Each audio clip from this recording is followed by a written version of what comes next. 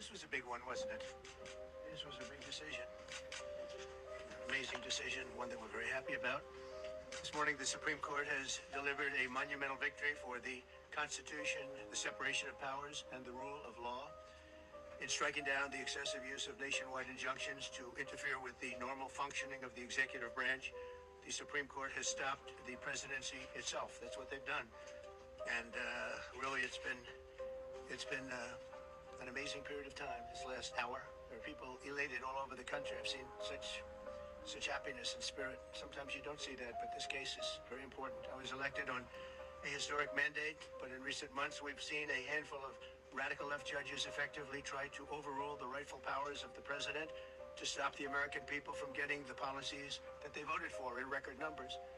It was a grave threat to democracy, frankly, and instead of merely ruling on the immediate cases before them, these judges have attempted to dictate the law for the entire nation. In practice, this meant that if any one of the nearly 700 federal judges disagreed with the policy of a duly elected president of the United States, he or she could block that policy from going into effect, or at least delay it for many years, tie it up in the court system. This was a colossal abuse of power which never occurred in American history prior to recent decades, and we've been hit with more nationwide injunctions than were issued in the entire 20th century together. Think of it, more than the entire 20th century. I'm grateful to the Supreme Court for stepping in and solving this very, very big and complex problem, and they've made it very simple. I want to thank Justice Barrett, who wrote the opinion brilliantly, as well as Chief Justice Roberts, and Justices Alito, Gorsuch, Kavanaugh, and Thomas. Great people.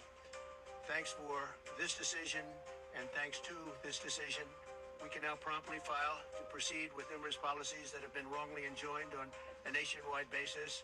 And some of the cases we're talking about would be ending birthright citizenship, which now comes to the fore. That was meant for the babies of slaves. It wasn't meant for people trying to scam the system and come into the country on a vacation. This was, in fact, it was the same date, the exact same date, the end of the Civil War. It was meant for the babies of slaves, and it's so clean and so obvious.